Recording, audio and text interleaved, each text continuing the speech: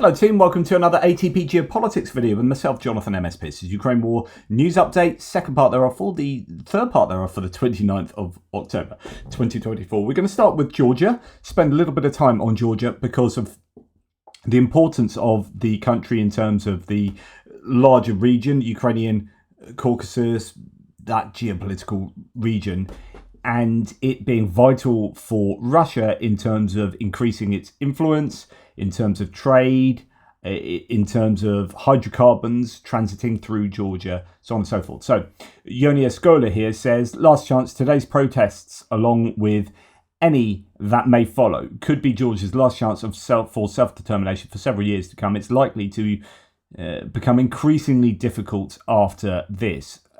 Don't disagree at all. So Georgian President Salome Zurabishvili has urged citizens to take to the streets to protest, alleging that the ruling party engaged in widespread fraud to secure victory in Saturday's nationwide election. She invited supporters to gather outside the country's parliament at 7 o'clock last night to oppose local time, to oppose the result that has been rigged. Observer organisations, including the Organisation for Security and Cooperation in Europe, OSCE, expressed concerns regarding vote buying, disparities in financial resources, a divisive campaign environment, and recent legislative changes. The International Observer mission from the National Democratic Institute reported that the pre-election period was marred by extensive threats, harassment, and in some instances violence, impacting voters, activists, and political figures. The 53% vote share obtained by Georgian Dream through election manipulation would enable the ruling party to govern independently without the need for other parties. Georgian Dream is a Kremlin-affiliated party in a nation that harbours animosity towards Russia. Georgian Dream is replicating the events of the 2020 elections in Belarus and the subsequent repercussions. This could be Georgia's final opportunity to avert a similar fate. If the population does not take action now, it will become even more challenging in the future. Absolutely. It is now or never. Now, there were huge gatherings last night in Tbilisi. So Tbilisi is challenging the Russian-backed attempted takeover of the Georgian government, despite Russia already militarily occupying 20% of the country since 2008. It's never enough. Russians only stop when they only stop when they are stopped.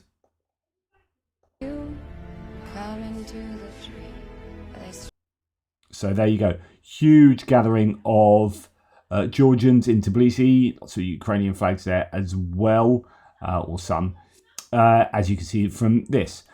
My heart is with all brave Georgians, says Hanna Lyubikova, who aspire to align their country with Europe. I know the feeling of watching freedom slip through your fingers. Please don't give up hope. Though I've never been to Georgia, I hope to visit sooner rather than later, says someone looking at these views. There was loud playing of the EU anthem and lots of other, I think, songs and whatnot going on. Really positive gathering. Will it make any difference, though? That's not going to... unfortunately, I think it was Martin Luther King that talked about this with regard to violent protests, is that peaceful protests don't really change anything. And that's a sad state of affairs. Although you can have all of this. Georgian Dream are looking at this going, if you guys just meet out there and hang out for a night, 10 nights, or whatever, no skin off our nose, whatever. Reports about the death of a Georgian democratic pro-European society were highly exaggerated. We shall fight so hard that they'll write about this in history books. The main avenue of the capital is packed tonight. So it's about what you do with that. And I don't know if I'm advocating violent protest, but some kind of... it needs to go beyond just standing, and that will not change Georgian Dream's fake electoral victory. I don't know what will... and how you do that without it going a bit Pete Tong and having some kind of, not coup, but some kind of political revolution.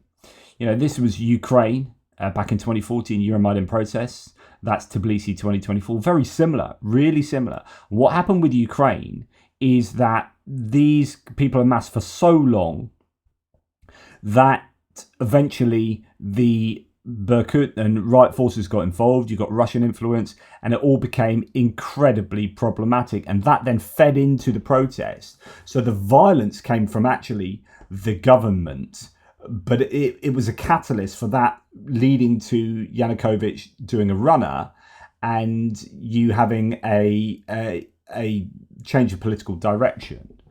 But if it remains like entirely peaceful, then there's less chance of that having an effect, sadly enough. Russia-based oligarch funneled $39 million into vote buying scheme in Moldova, just to say that, alongside, remember, you've got the Moldovan situation. They've uncovered a $39 million vote buying scheme, allegedly led by the fugitive oligarch Elon, using Russian bank accounts ahead of recent elections and a referendum. I think there was something else about Moldova, was there not?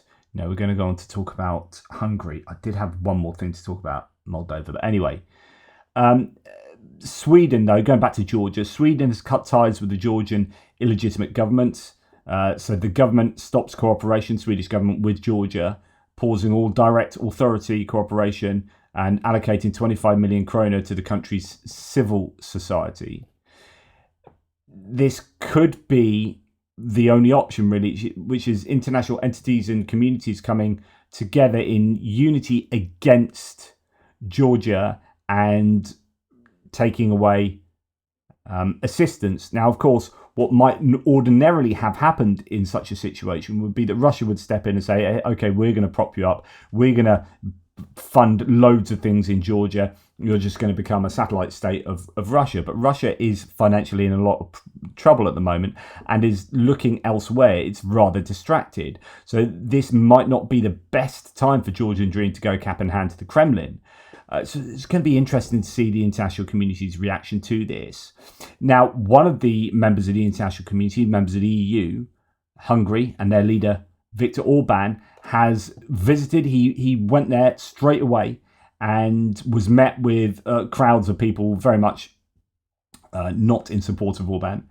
But he's lauded Georgia's ruling party for not allowing the country to become, quote, a second Ukraine. Hungarian Prime Minister Orban arrived in Tbilisi to congratulate the ruling Georgian Dream Party for their disrupted electoral victory, says the Kyiv Independent. Now, Anton Gerashchenko says of this, quote, and he's quoting Orban himself now, I also want to congratulate the Georgian government on that while enforcing pro-European politics, you didn't allow becoming a second Ukraine. We greatly value the Prime Minister's devotion to this idea. This was one of Georgian Dream's main narratives, that if the pro-European parties win in Georgia, war will come to the country just as it has to Ukraine. Georgian Dream positions itself as a guarantor of peace. Meanwhile, a group of 13 EU foreign and European affairs ministers said in a joint statement, quote, we criticise Prime Minister Viktor Orban's premature visit to Georgia. He does not speak on behalf of the EU. The EU had to emphasise yet again that the Prime Minister of Hungary does not represent the position of all member states. And this is echoing back to when he went to the Kremlin and then went to Xi Jinping in Beijing and indeed went to Mar-a-Lago to meet with Trump. And all of that was not on behalf of the EU, even though that they are presently carrying the rolling presidency, the rotating presidency.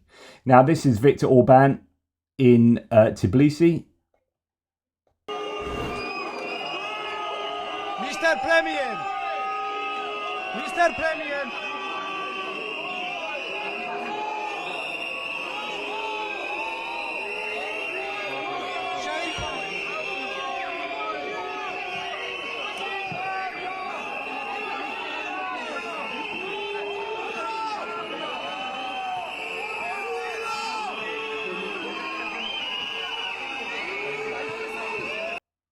So on and so forth. So he was met with less than enthusiastic applause.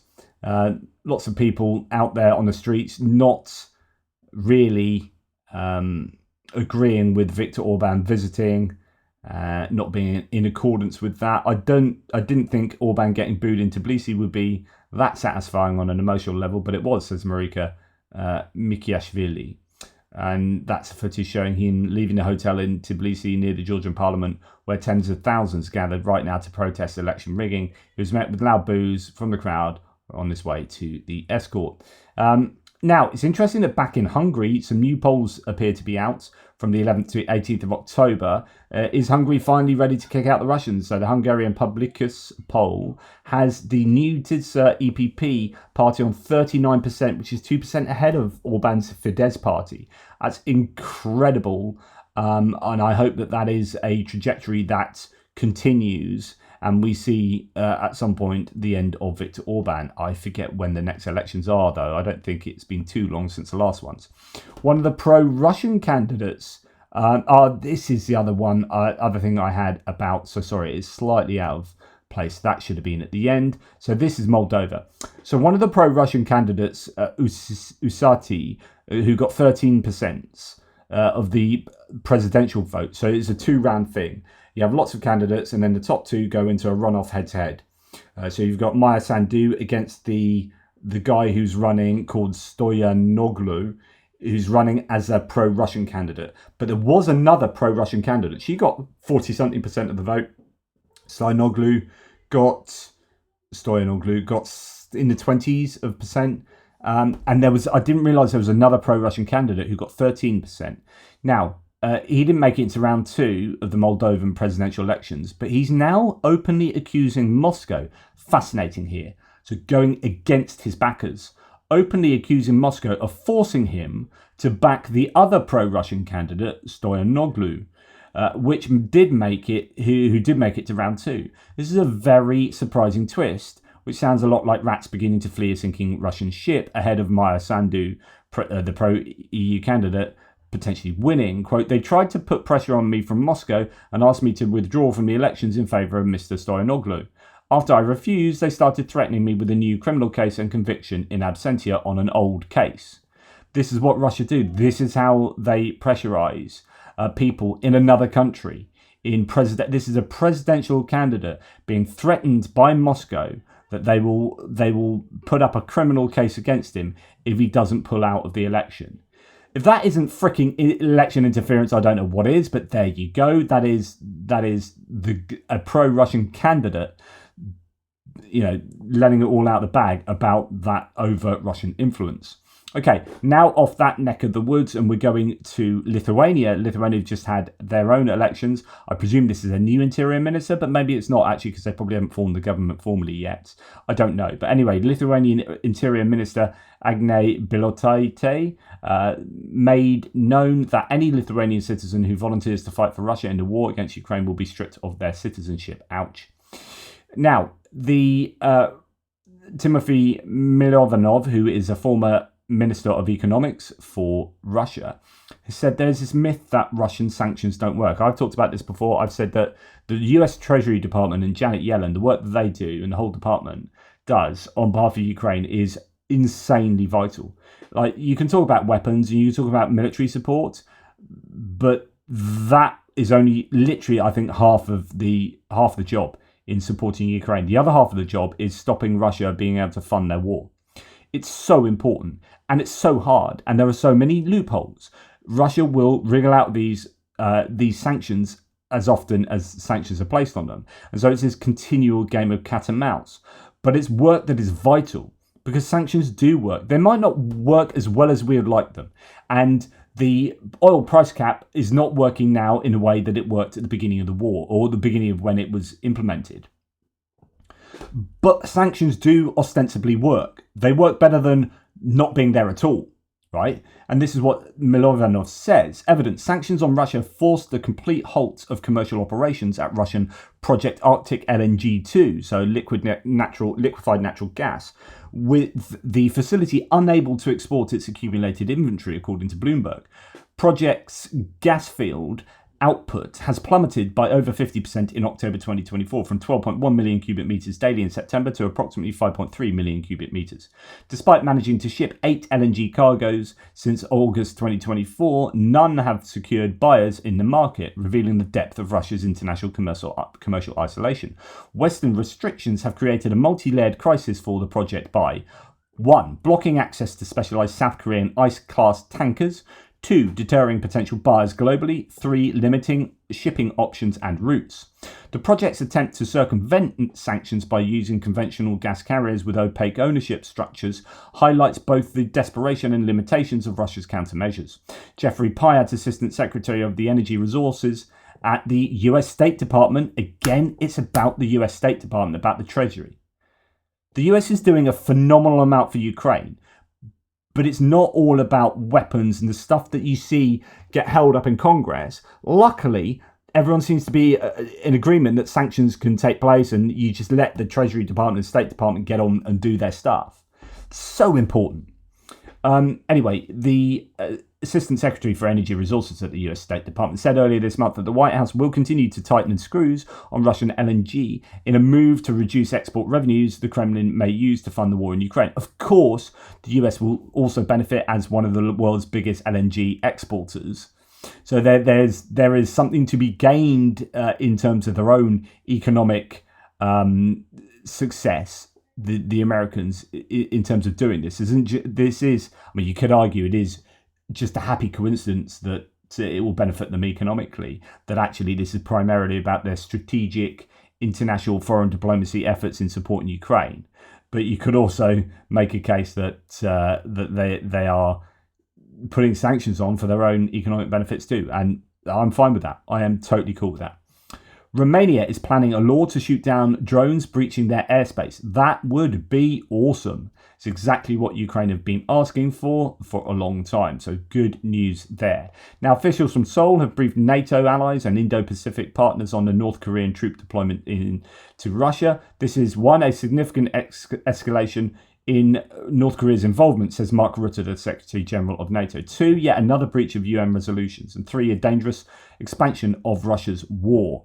Absolutely. And he says that there, but that's broadly what he says. This is NATO trying to be strong here, but of course the UN, on the other hand, isn't quite as robust. And this is why I guess Mark Rutte is putting pressure on the UN by saying it's another breach of their UN resolutions. The South Korean delegation will visit Ukraine this week. It will share information on the North Korean troops in Russia and will discuss cooperation measures, says Anton Gerashchenko. Prior to coming to Ukraine, the South Korean delegation will brief the EU Political and Security Committee, meeting the EU defence and intelligence officials to share information and discuss cooperation. This unlawful military cooperation between Russia and North Korea fundamentally undermines the rules-based international order and poses a threat to peace on the Korean peninsula and globally, President of South Korea Yoon Suk Yeol said. Just to remind you, Anton Gerashchenko is an advisor to the Internal Affairs Minister from 2021 to 2023. Is the Institute of the Future founder. He then goes on to say Zelensky had a phone conversation with the president of South Korea, Yoon Suk Yeol. The leaders discussed the involvement of the North Korean military in the Russian invasion of Ukraine. Zelensky provided an update of the deployment of 3,000 North Korean troops in Russian training grounds in close proximity to the combat zone and the expected increase in their number to about 12,000. It was agreed 1, to strengthen the exchange of intelligence and expertise. 2, to intensify contacts at all levels, including the highest, to develop a strategy of action and a list of countermeasures in response to the escalation, as well as to engage joint partners in cooperation. So this is really good. This is about getting South Korea much closer to Ukraine, bringing them into the fold of the allies much more formally, seeing if they'll change their laws in order that they can sell or give equipment directly to Ukraine. As part of the agreement, Ukraine and the Republic of Korea will soon exchange delegations to coordinate actions. South Korea was invited to join the G7 Vilnius Declaration on bilateral security agreements in support for Ukraine. Thankful for your consistent support of Ukraine's sovereignty and territorial integrity, as well as for the financial and humanitarian assistance already provided and announced, says Gerashchenko of the South Koreans. Now, moving on to sanctions and what can be done in terms of this is British here. So France welcomes the adoption today by the United Kingdom of a set of sanctions against 3 Russian entities and their managers involved in Russian digital interference in Europe. Okay, sorry, I remember what this was reminding me of. Okay. Remember yesterday I did a video whereby, one of my Ukraine videos, whereby JD Vance was being interviewed and he was asked very directly, what would you do about Russian interference in the US election. And he just went, oh, it's what they do. And then he changed the question and he asked himself a different question. And then she pushed him and he asked himself another question. And he broadly said at the end, well, we'll do whatever's appropriate. But blah, blah, blah. And he basically didn't answer the question. And here we have an example of someone answering that question. Here we have the British, on behalf of Europe, putting sanctions in place to stop Russian disinformation going into Europe.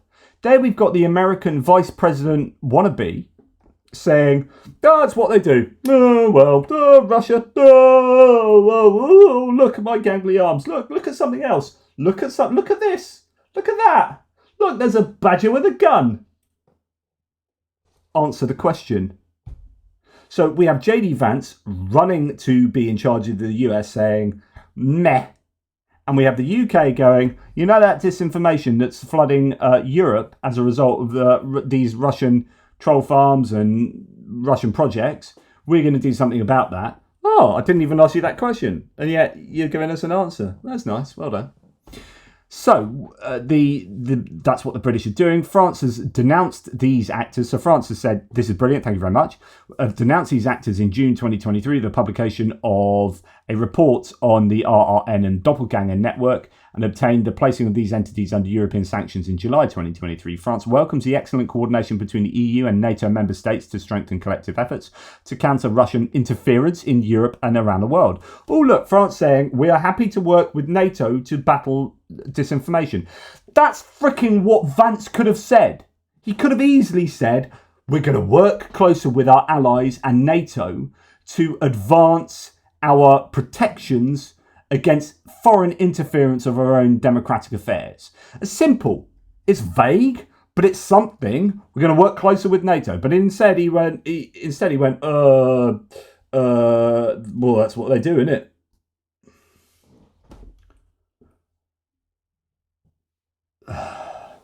France condemns this interference. Yeah, look at that. France condemns this interference. JD Vance didn't condemn the interference. It's what they do. And like the UK Foreign and Commonwealth Office, underlines that these campaigns have so far failed to significantly disrupt the European public debate and the support of European public opinion and Europe's territorial integrity. By the way, if I was an American, you know how I'd vote, but I would be shouting with rage that someone that wants to run my country is not apparently interested. He just dismissed it as like, oh, they're just creating videos on social media. I would be shouting with rage. That's my own public epistemic security that you are apparently not bothered with. I think it's absolutely disgusting how JD Vance answered that interview yesterday. And honestly, I don't understand how people can, in good faith, vote for someone like that when they actually listen to what he says. It just honestly blows my mind. And here we got the proper response. France condemns this interference and, like the UK Foreign and Commonwealth Office, underlines that these campaigns have so far failed to significantly disrupt European public discourse, debate, and the support of European public opinion for Ukraine's territorial integrity. Brilliant. JD Vance says, Ukraine, we're going to hang them out to dry. France pays tribute to the tireless work of fact-checkers and journalists who work every day to provide reliable, quality information and to combat the manipulation of information. That is what the rhetoric should be. Say, I really value the importance of fact-checking, holding people to account for who lie to the public, holding people to account who are spreading misinformation and disinformation in our public discourse and our information spaces in order to manipulate our electorate. Say something like that. Don't just go, oh, it's what they do. It's so weak. It's pathetic, and actually, it's effectively exactly what Russia want you to say. You are a Russian tool, JD Vance. You're not only a tool, you're a Russian tool. Ukraine is not talking about NATO membership. I went through this in my military aid update during the war, but insists on an invitation to join the alliance. I'm not going to go through that again, but just the headline that he's trying to differentiate this idea of having an invitation to actual just full-blown membership. So when people are rejecting Ukraine's membership of NATO, they don't understand what actually Ukraine are asking for. They just want to be invited. They want a formal invitation that will itself act as a deterrent, and then you put a bridge between A and B in order to get there eventually. They don't want to jump into NATO tomorrow, and that's what he's talking about there. Now, Trump has this plan that came out in the Financial Times yesterday of Trump's plan for Ukraine and peace. Trump's reported plan to freeze Russia's war is unrealistic, according to a Ukrainian lawmaker, Alexander Merezhko. He said that upon taking office, Trump would soon have to face reality, and any such plan would fail in light of political realities. It just wouldn't. Yeah, that Financial Times, the plan, not the Financial Times plan, but the Trump plan, very poor. So, multiple sources have confirmed to me, says Dave Troy, who is an investigative journalist, columnist, Washington Spectator, speaker, entrepreneur, investor, tech pioneer, blah, blah, blah. Okay, so Dave Troy says, multiple sources have confirmed to me that the Kremlin was in direct contact with Elon Musk in 2020 and that the USIC was made aware of that fact at the time.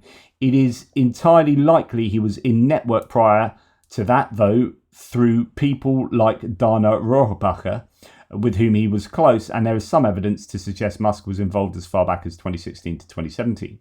So while it is difficult to say exactly when he was drawn into the operation, we can say with high confidence that it wasn't recent or a product of buying Twitter or due to woke. The Kremlin activated him in 2020 and the USIC knew of the contact then. Anyone credible who is working on this, please feel free to reach out for more info. It's almost unbelievable to me that this was all known in 2020, and I know this because I knew it, and I know the IC knew, and the intelligence community, and we did nothing about it. Yet here we are with a 5+ alarm fire a week before an election with a collapsed press and a feckless Department of Justice. Interesting.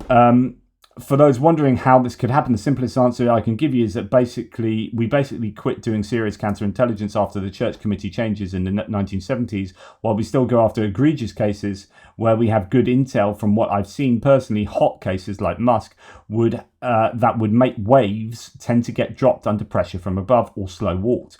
One can make a compelling argument that our lurch towards leniency was itself a product of active measures, but you also have clear FBI corruption, such as we have seen with McGonigal. Based on what I've seen, he is far from being unique. He's just the one that got caught.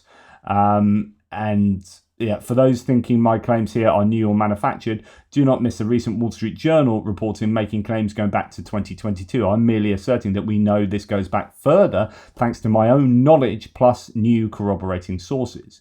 In other words, Elon Musk is compromised by Russia and has this relationship with Putin such that he can phone him. And Elliot Higgins then says to this. So Elliot Higgins is Bellingcat, the guy that started Bellingcat, which is the investigative open source intelligence network that was integral in, if you watch the Navalny documentary, Bellingcat were heavily involved in them finding out who the people were who poisoned Skripal and then phoning those people and pretending to be part of the Kremlin. It's an amazing part of the documentary. Bellingcat were hugely involved in that. Bellingcat are the absolute enemy. So Bellingcat also found the Sergei Skripal poisoners. Remember when those two people went to Salisbury and they then left shortly thereafter. They were there for like a day, and then they popped up on Russian TV, interviewed by Margarita Simonyan of all people, who actually was pretty incredulous of their claims. So they said, we are visiting the world-famous 148-metre tall Salisbury Cathedral and its spire and blah, blah, blah. And they basically memorised Wikipedia. And it was so terrible. But they clearly murdered. Anyway, it was Bellingcat that kind of found out who the people were and then got them to admit it and how they did stuff. And the connection, it was a connection to Navalny, because Navalny himself was poisoned through his underwear, wasn't it? And the Bellingcat team found out who did that. That was a connection to, I think it was, anyway, go and watch the documentary. Bellingcat then outed this knowledge, through Navalny did it publicly, but it was Bellingcat who were working behind the scenes with Navalny, and then Navalny and his team. Navalny himself was phoning up, pretending to be other people, and getting them to admit on the telephone what they'd done. Incredible. But point being that Russia hates Bellingcat, and they're often publicly trashing Bellingcat, and all the surrogates trash Bellingcat, all the pro-Russians. And indeed, Elliot Higgins then says it's starting to become clearer why Elon Musk called Bellingcat a psyop. So Elon Musk has trashed Bellingcat. Why would Elon Musk trash Bellingcat? Why does he have a horse in the race as to whether this open source intelligence group, is X, Y, or Z? Unless, he is that connected to Russia that he's essentially being a useful idiot of the Russians, Musk, and then dissing those who are holding Russia to account. Interesting. Now, finally, Yoni Ascola says Ukraine, Taiwan, and the most other US allies should buckle up. If Trump is elected, his isolationist policies will surrender the democratic West's dominance and pave the way for authoritarian dictatorships to emerge as the new power brokers. So a little bit of analysis here on what might happen if Trump wins. Remember all the people Trump is associated with. Vivek Ramaswamy, who's very, very pro kind of Russia, anti-Ukraine aid, is like horrible.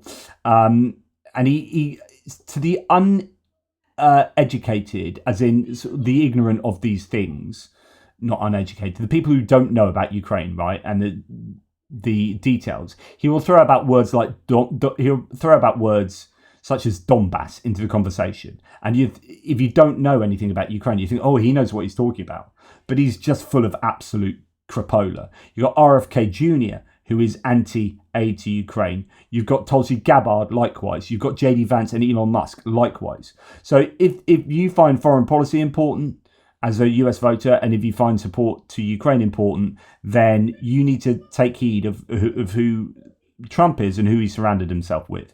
So the US and its allies have maintained dominance in various aspects since the end of the Cold War and even prior to that. While hegemons don't last indefinitely, there is no justification for relinquishing that power now. This is what my argument I've been making to people online who have said, like real people who've gone right down the Trump rabbit hole, who are like, Russia's irrelevant to us. Ukraine doesn't mean anything. Why are we bothering to get involved in Ukraine? Without understanding the nature of international geopolitics and how the US is at the top of the hegemonic ladder. And if you want to remain there and reap all the rewards from doing that, you wouldn't be there if it wasn't beneficial for you to be there. And for you to be there, you need to spend money. You need to speculate to accumulate. So in order to get the return on investment that you get in terms of hard power, soft power, trade deals, fulfilling international objectives all around the world, in order to maintain at the top of that ladder, you need to spend out to do that. You need to put in that expenditure in order to reap the both financial and political rewards. So Ukraine is one of those expenditures.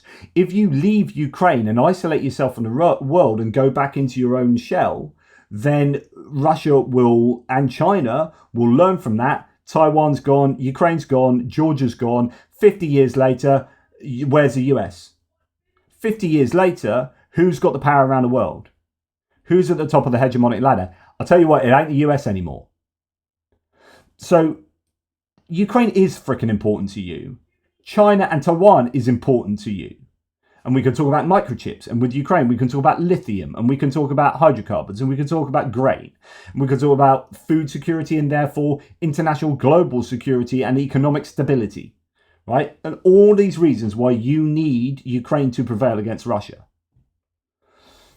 Third point here, third post. Trump has changed significantly since 2016. His policies have become more isolationist. He has lost support from mainstream Republicans. Instead, he has surrounded himself with isolationists, fascists, and conspiracy theorists. Trump's team wants you to think that they will prioritize defending Taiwan by abandoning Ukraine. But don't be misled. They would quickly turn their back on Taiwan just as they would on Ukraine. Their isolationist stand is intentional. Remember, Trump has said, why should we help Taiwan? Because they make microchips and we should just be making them ourselves. So we don't need to help Taiwan. That's his position. Trump's stance on Taiwan mirrors his position on the Ukraine war. By criticizing aid to Ukraine and NATO, he effectively encourages Russian President Vladimir Putin to continue his invasion and potentially escalate violence in Europe. The threats in the East could be more significant than those in the West, where there are no Asian NATO capable of maintaining stability in the region if Trump pulls out. And democracies of Asia would be left to defend themselves against Xi's ambitions. That issue could have global implications. Xi is constantly seeking weaknesses in US leadership to leverage for China's advantage, and he has likely pinpointed Trump as one of those vulnerabilities. Trump's isolationism aligns perfectly with the desires of Russia, China, and North Korea regarding the US. By abandoning its allies, the US will create power vacuums that can lead to wars and be filled by its adversaries, who will gain strength as the US loses influence and becomes an unreliable partner. Why would a corrupt pro-Russian American politician who is surrounded by Russian assets secretly communicating with Putin and supported by pro-Russian billionaires promote an agenda that benefits Russia and other authoritarian regimes?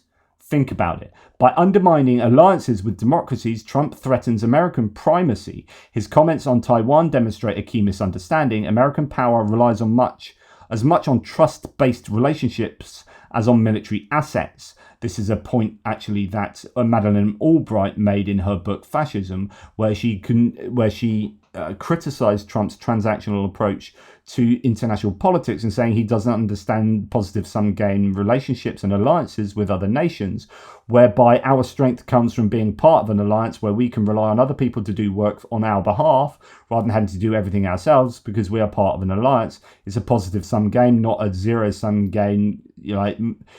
You being strong is me being weak, therefore you can't be strong. Well, if they're an ally and they're working on our behalf, we need them to be strong, to be working with us and not against us, etc., etc. She, very interesting part of her book, looking at his transactional nature and just saying he's just not fit to be an international politician. He just doesn't understand international politics. Trump's policies will cause the US and its allies to lose influence, benefiting the authoritarian regimes he admires. Is this due to him being a Russian asset or simply because he lacks intelligence? The latter. Definitely the latter. Trump is not a Russian asset willingly. So he's just incidental and he will ask them for, hacked emails and stuff. But he is just not very informed about international politics. And he loves power. And he loves people in power. And he loves strongmen. I don't think there's some back channel where he's working with Russia. Although there will be elements where things will happen and people will approach him and he'll be, I'll entertain that because it's to my benefit. So this is where you get the grey area of collusion from the Mueller report, which is, when him or his lackeys having a meeting with these Russian entities in Trump Tower or whatever, discussing stuff to the benefit of him. It's not that this is representative of some wider network of collusion between him and Russia, but he will use stuff that is provided by Russia for his benefit if it's to his benefit, right? Either way, it harms the US. And yeah, I agree 100% with Yoni Escola's position here and what he claims. Be interested in what your thoughts are. I know that I probably lost all my Trump supporters long ago from the channel, but it's just really difficult for me to try and downplay what I think is a very obvious threat to international global stability. I think Trump is a real threat to global stability. He really is. And so for me to believe that and not mention that and not have that part of my analysis of what's going on in the world would be insane. So it's really difficult for me to try and appease Trump supporting people who support Ukraine as well, who might be at the channel, by not talking about the threat that Trump is, by sort of, just because I want to keep the most viewers, I need to not talk about that stuff.